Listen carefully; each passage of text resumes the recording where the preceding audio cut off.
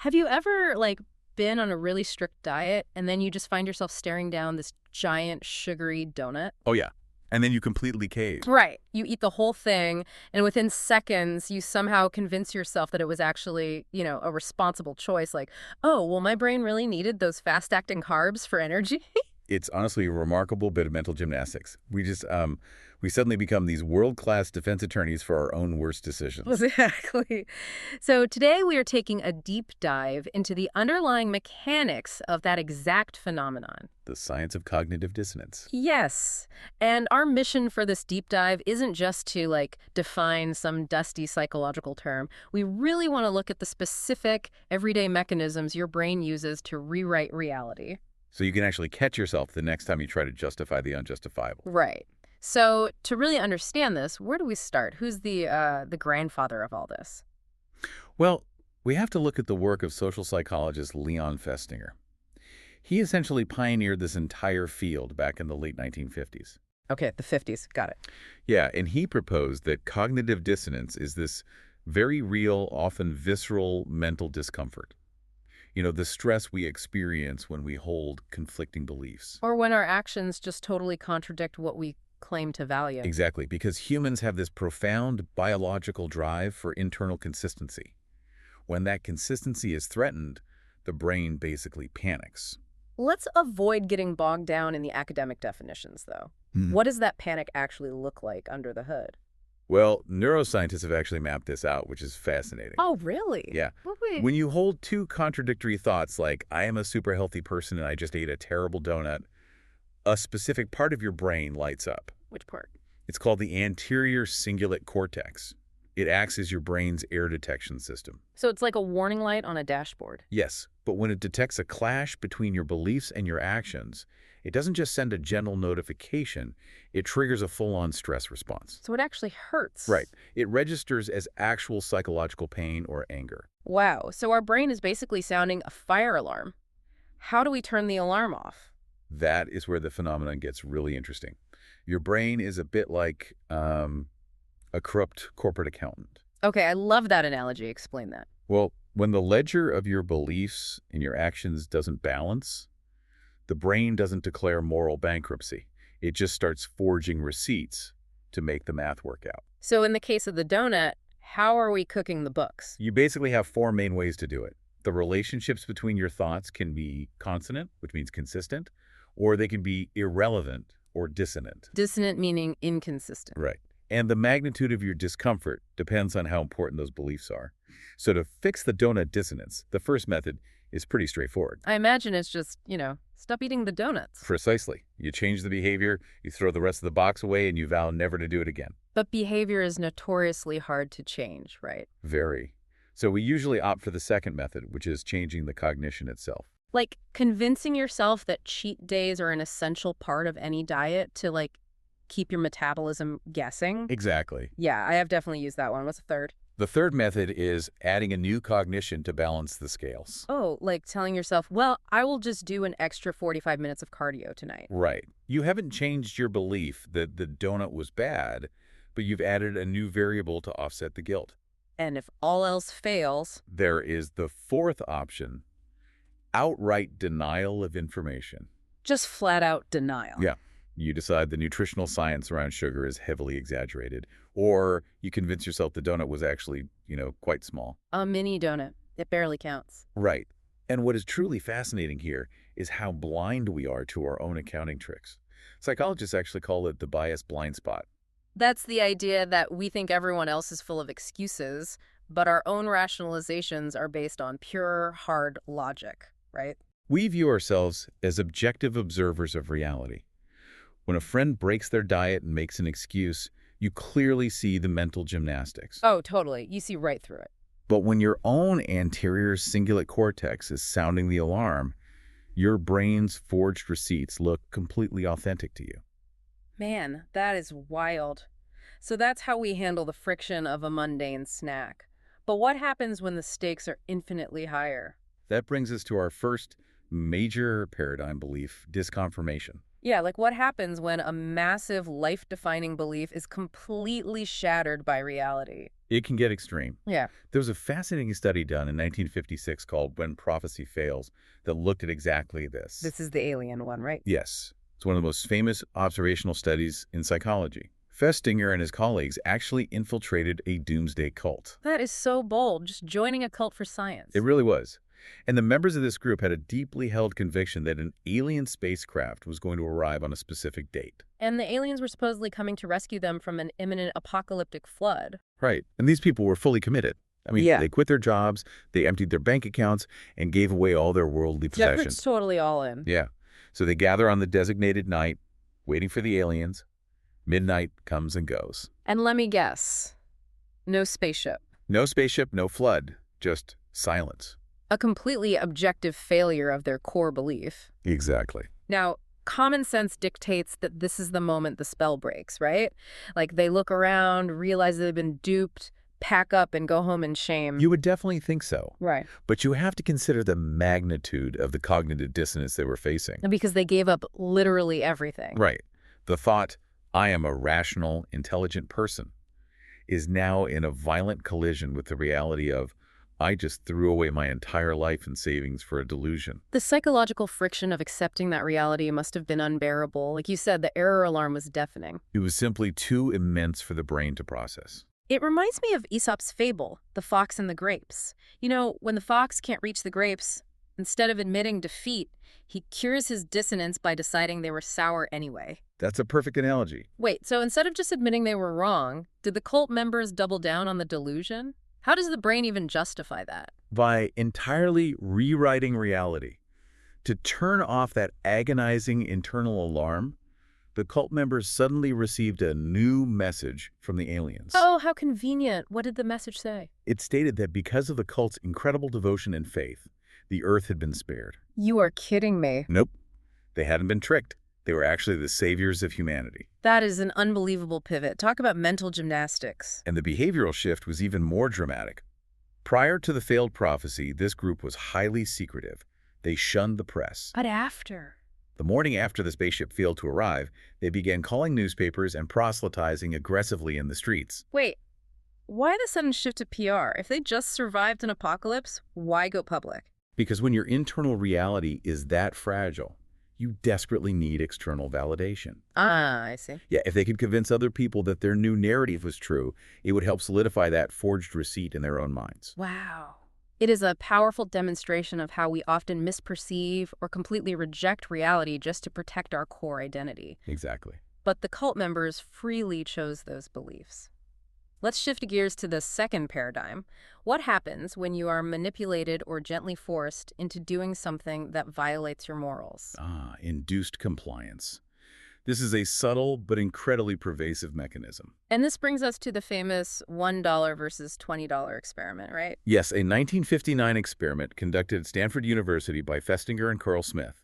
They brought students into a lab and asked them to perform a deliberately agonizing, mind-numbing task. I read about this. For an entire hour, the students just turned small wooden pegs on a board, a quarter turn, over and over again. A completely pointless exercise designed to be as boring as humanly possible. Just pure torture. After the hour of torture, the researchers threw a curveball. They told the student, our assistant didn't show up today. We need you to do us a favor. Okay. Go out into the waiting room and brief the next participant. But you need to lie to them.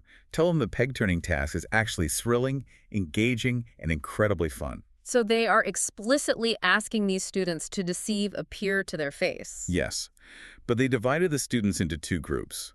Group A was offered $20 to tell the lie, which, by the way, was a significant amount of money in 1959. Yeah, that's a lot of cash for a college student. And what about Group B? Group B was offered only $1 single.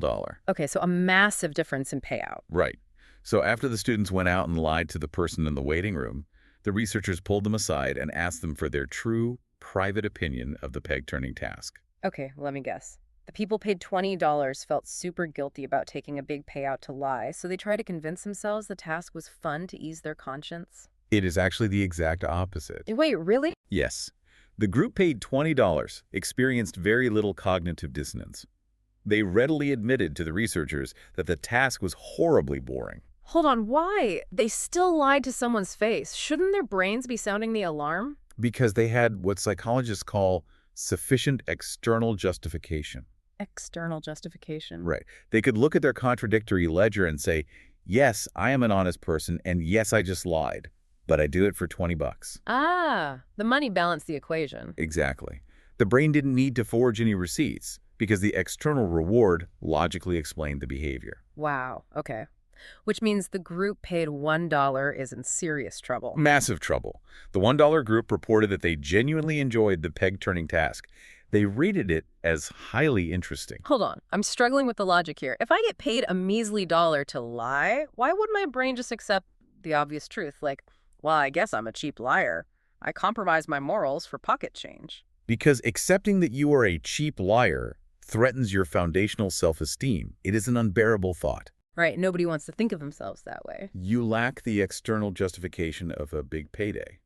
So your anterior cingulate cortex is screaming. You can't change the fact that you lied. That action is already in the past. So you have to change your belief about the task. Yes. The only way to balance the ledger and shut off the alarm is to unconsciously adjust your own attitude. Your brain convinces you, I didn't actually lie to that person. The task really did have a rhythmic, meditative quality to it. I enjoyed it. That is wild. It's almost like a reverse bribe. Paying someone less actually makes them believe the lie more. It really does. When external justification is low, internal justification has to skyrocket to compensate. It makes me think of, like, a snake oil salesman. If you sell a completely fake cure for a massive profit, you don't experience much dissonance. You know it's fake, but you're getting rich. Exactly. But if you lie to someone for essentially no reward, your brain has to cure the agonizing thought of moral compromise by simply deciding the fake supplement must actually work. That is the exact mechanism. So we rewrite our memories to justify our lies. But, nobody is forcing us to lie in most of our daily decisions. What about the third paradigm, the friction of just living a normal life and making everyday choices? That brings us to free choice. And it occurs almost every time you buy something or make a significant decision. The agony of the alternative. Exactly. It hinges on the idea that choosing one path inherently means rejecting another. There was a classic study in the 50s involving domestic appliances that perfectly illustrates this, right? Yes. Researchers had a group of women look at a catalog of household items, toasters, coffee makers, radios, and ask them to rate each item on a scale of desirability. So just a simple preference test. That's right. Then, as a reward for participating, the researchers told the women they could choose one item to take home for free. But there was a catch. Always a catch. They deliberately offered them a choice between two items that the women had previously rated exactly the same. To say a toaster and a coffee maker that were both rated an 8 out of 10. This creates an immediate psychological dilemma. Right, because they want both equally. So the woman agonizes over the decision, finally picks the coffee maker, and takes it. And then 20 minutes later, the researchers casually asked the women to rate all the appliances one more time. And magically, the ratings shift dramatically. Yes, they do. The chosen coffee maker is now suddenly rated a 10 out of 10. And the rejected toaster. Heavily downgraded to a 4 or a 5. Oh, wow. So it's basically our brain's anti-buyer's remorse software kicking in. That's a great way to put it. When you make a difficult choice between two equally appealing options, the positive features of the item you rejected actually threaten your decision. Right. The thought, I left behind a fantastic toaster, conflicts with, I made the best possible choice. So the brain essentially runs a smear campaign against the toaster to make you feel secure in your decision to take the coffee maker. That is so funny. And this isn't just a quirk of human consumerism either. I saw in the deep dive sources that a 2010 study showed monkeys do this too. Yes. Capuchin monkeys do the exact same thing. Researchers gave the monkeys a choice between two equally preferred colors of M&Ms. Literal monkeys experiencing buyer's remorse. After a monkey chose the red candy, it subsequently devalued the blue candy it had left behind. That is incredible. This shows that this isn't just human ego. The need to resolve post-decisional dissonance is deeply embedded in the mammalian brain. Because if an animal is constantly paralyzed by the opportunity cost of every choice it makes, it can't survive, right? Exactly. The brain has to lock in the decision and make the unchosen paths look unappealing so the animal can just move forward. That explains so much about modern tribalism. You know, you agonize over two similar smartphones, you finally buy one, and the next day you are online aggressively arguing that the phone you didn't buy is a complete piece of garbage. You aren't really arguing with the internet, you're arguing with your own lingering doubt. You're artificially increasing the distance between the two options to soothe your own mind. Precisely. Okay, so that's how we handle picking between two good things. What about the fourth paradigm? What happens when we voluntarily choose something terrible? Effort justification. What happens when we willingly put ourselves through an utterly miserable experience just to reach a specific goal? Like, why we love what we suffer for. This is one of the most powerful applications of cognitive dissonance. Mm-hmm. If you voluntarily endure something physically painful or deeply humiliating to achieve a goal, and then discover the goal is totally worthless. That is a psychological catastrophe. Exactly. To avoid that catastrophe, the brain has to convince you the goal is actually spectacular. And there was another mid-century experiment that tested this, right? The severe initiation study. Yes. In 1956, researchers invited participants to join a discussion group about human psychology. But to gain entry, one group of participants had to go through a deeply embarrassing screening process. And we should note that in the context of the 1950s, the screening was considered highly taboo. Extremely taboo. The participants were forced to read a list of highly obscene words and explicit passages out loud to the stoic researcher. It was designed to induce maximum awkwardness and humiliation. Right. So they suffer through this severe initiation, fully expecting that the discussion group they are joining must be incredibly elite and valuable. They finally get accepted, put on headphones, and listen in on the group. But the researchers had to rig the whole thing. Of course they did. The live discussion was actually a pre-recorded tape of a completely banal, agonizingly slow conversation about the secondary sexual behaviors of animals. It was intentionally crafted to be the most boring piece of audio ever recorded. It is a brilliant setup. You suffer intense embarrassment for a reward that's completely devoid of value. So when the researchers later asked the participants to rate the discussion, the results were very telling. Let me guess. The control group who didn't have to read the dirty words thought it was boring. Yes, they accurately rated the audio as profoundly boring. Mm-hmm. But the group who suffered the severe initiation, They loved it. they insisted the discussion was highly engaging, fascinating, and full of complex nuances. Because the alternative is admitting you degraded yourself for absolutely nothing. Exactly. The internal monologue is, I went through a humiliating ordeal. That is wildly dissonant with, this group is a waste of time. And since the brain cannot delete the humiliation that already happened, it alters the perception of the group. I didn't suffer for nothing. I suffered to gain access to a brilliantly subtle intellectual conversation. I see this exact mechanism everywhere in modern society. Fraternities with dangerous hazing rituals, military boot camps. Yes, absolutely. Even those grueling 6-round corporate job interviews where you have to do hours of free project work just to get a foot in the door. Organizations have intuitively understood this for centuries. Effort justification is the ultimate social glue. Because the harder an organization makes it for you to join, the more aggressively your own brain will convince you that the organization is elite. Right, regardless of its actual quality. You become fiercely loyal, not to the group, but to the investment of your own suffering. It's incredible how easily we manipulate ourselves. So we've talked about doomsday cults, lying for $1, appliance shopping, and hazing. But let's bring this right down to the daily habits. Where else does this friction show up? Well, the underlying framework to keep in mind here is that humans act as prediction machines. Okay, prediction machines. How so? We navigate the world by anticipating outcomes. When our actions create what neuroscientists call a prediction error, a mismatch between what we value and what we actually do, the brain has to resolve it. And our sources had some really great everyday examples of this, like the meat paradox. Yes, that's a perfect example. This is the conflict where someone considers themselves an absolute animal lover. They dote on their dog. They donate to wildlife charities. But they also regularly consume factory-farmed meat. Right.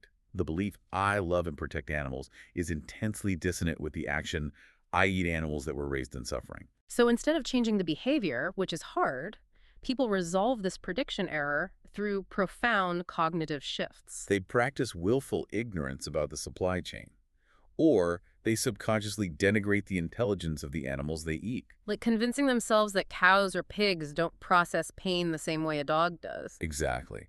Or they lean entirely on sensory reward, deciding that human culinary pleasure simply outweighs animal welfare. And to be clear to anyone listening, the brain is doing this automatically. It's not necessarily a malicious character flaw. Not at all. It's a biological survival tool to prevent us from being paralyzed by moral guilt at the dinner table. Another classic example from the deep dive is smoking. Yes, the belief, I want to live a long, healthy life, violently clashes with the action of inhaling known carcinogens. And since the physical addiction makes changing the behavior incredibly difficult, the smoker has to heavily edit their reality. They start drafting those forged receipts. Right. They create functional beliefs, like, well, smoking is the only way I can manage my severe anxiety, and mental health is just as important as physical health. Or they create risk-minimizing beliefs. They point to a grandfather who smoked a pack a day and lived to be 90. Using one anecdotal outlier to completely dismiss decades of peer-reviewed oncology, like everyone has to die of something. I hear that one all the time. It is the ultimate dismissal of the prediction error. There was one more example I wanted to touch on. Littering. Yes. The Taiwan study. A 2016 study observed tourists at a nature reserve in Taiwan. The researchers noticed that younger tourists, who were highly educated about environmental conservation, were still actively littering in the park. So they know what's wrong, they firmly believe conservation is important, but they throw their trash on the ground anyway. How did they sleep at night? The researchers found they relied on what they called tools of innocence. They stripped themselves of personal agency. How do you strip yourself of agency when you're the one dropping the cup? They would rationalize, well, the park management didn't provide enough trash cans, so they forced my hand. Wow. Or, even better, it is the groundskeeper's job to clean this up. I am actually securing their employment. They completely outsource the moral responsibility to the environment itself. That is wild. It all circles back to the Anterior Cingulate Cortex, treating guilt like a physical threat that must be neutralized at all costs. We've really journeyed today. From donut diets to doomsday cults, from the agony of choosing a coffee maker to the mental gymnastics of littering. It really paints a picture of a mind desperate to keep its own story coherent. We are fundamentally storytelling creatures. We demand that our personal narratives make sense, even if we have to bend reality to achieve it. Absolutely. So, if you are listening to this, here is your challenge. The next time you find yourself passionately defending a questionable choice you just made or aggressively downplaying a bad habit, Take a pause. step back and ask yourself, is this the actual objective truth, or is this just your brain forging receipts to put out a fire? And that actually leads to a rather profound complication of the modern era that we should leave the listeners with. Oh, what's that? Well, historically, cognitive dissonance was triggered by interacting with a diverse, unpredictable world. You would encounter ideas or evidence that challenged your beliefs, and you would be forced to deal with that psychological friction. You had to engage with things you didn't agree with, but the landscape has completely changed now. Drastically. Mm-mm.